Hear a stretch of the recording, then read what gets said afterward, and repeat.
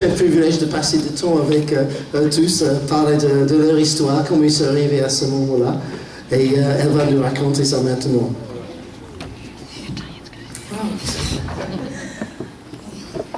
Bonjour à tous. Et je suis ravie de faire ce témoignage devant vous aujourd'hui, au nom de Jésus et pour la gloire de Jésus lui-même. Je m'appelle Tomoun et cela veut dire colombe. Je viens de Madagascar et je suis issue d'une famille protestante. C'est une famille recomposée parce que mes parents sont divorcés des deux côtés. J'ai en tout 2 grandes sœurs et 4 grands frères.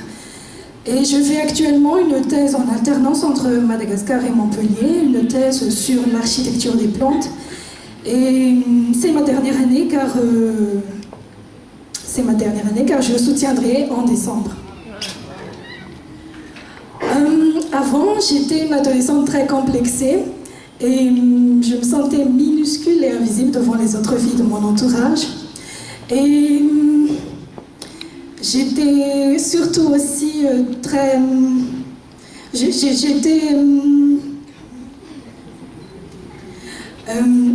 ce que les gens disaient sur moi, ça me touchait beaucoup et pour me protéger, je me suis renfermée sur moi-même et je me suis beaucoup investie dans mes études et c'était un domaine où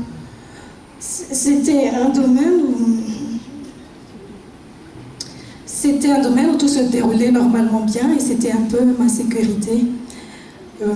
Et puis au fil du temps, j'ai aussi appris à me réconcilier avec mon corps. Et à la fin de 2007, je m'étais fiancée à quelqu'un. On n'avait pas vraiment eu beaucoup le temps de mieux nous connaître que juste après nos fiançailles, j'ai découvert un homme hautain, malhonnête, d'une jalousie maladive et agressif verbalement.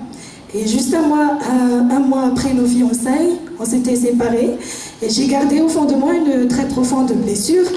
C'était pas parce que je l'aimais encore, pas du tout. J'étais même soulagée de m'être séparée de lui, mais c'était surtout parce que j'avais honte de l'image que je donnais, parce que j'étais quand même une fille sans histoire.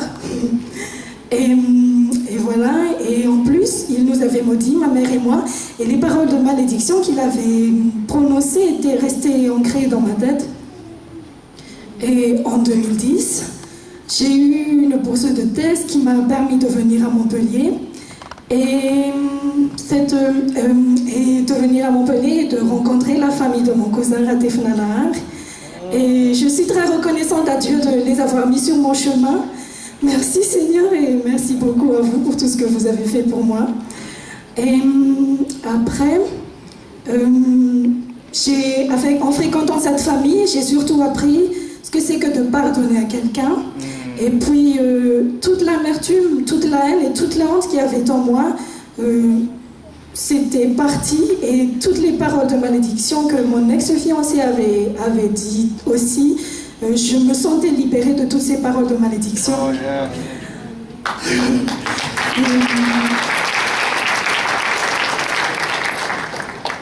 Après... Et le plus important, c'est que j'ai appris que Jésus m'aime malgré que je me sentais indigne de son amour. Et j'ai reçu Jésus dans mon cœur le mercredi 16 avril 2010. Et je me suis fortifiée dans ma foi. Entre-temps, j'ai eu un nouveau fiancé et...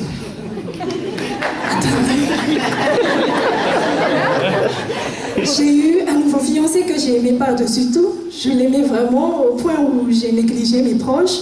Et j'ai même parfois oublié Jésus. Et puis, on avait programmé de nous marier à la fin de l'année dernière. C'est-à-dire à la fin de 2011.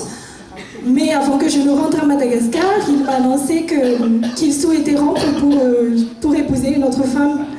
Alors là, j'étais vraiment... Tout s'écroulait autour de moi. Je me sentais de nouveau rejetée. Je me sentais de nouveau abandonnée et encore une fois humiliée. Et les complexes d'infériorité remontaient encore en surface et j'étais vraiment déprimée. Mais en revenant à Montpellier, cette année, en mars, je me suis de nouveau retournée vers Jésus Et je me suis sentie de nouveau pardonnée et guérie. Et après avoir vécu rupture après rupture, j'ai surtout compris que la première place dans mon cœur doit revenir à Jésus. Amen. Et la première place dans mon cœur doit revenir à Jésus parce que lui, il m'aime vraiment tel que je suis. Il a toujours été là et il est fidèle et en lui, je peux avoir confiance. Et surtout que... Et maintenant aussi, je peux dire que je me sens mieux comme je suis. Et je ne peux pas être ingrate parce que le fait d'être là, debout devant vous en bonne santé est déjà une bénédiction. C'est vrai. Et aussi que j'ai lu un article sur le Top Chrétien. C'était un article qui m'a beaucoup touchée parce que dans l'article, en résumé, ça dit que mieux vaut être célibataire dans la volonté de Dieu que être en couple en dehors de sa volonté. Donc je remercie le Seigneur pour ça, car je suis vraiment en paix et comblée et je sais que je ne suis pas seule car Dieu est là partout où je vais.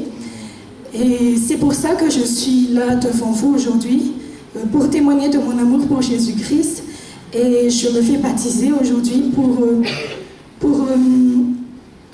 concrétiser mon amour et mon engagement envers Jésus, parce qu'il est mon sauveur et il est mon Seigneur, le premier dans ma vie. Voilà. Amen.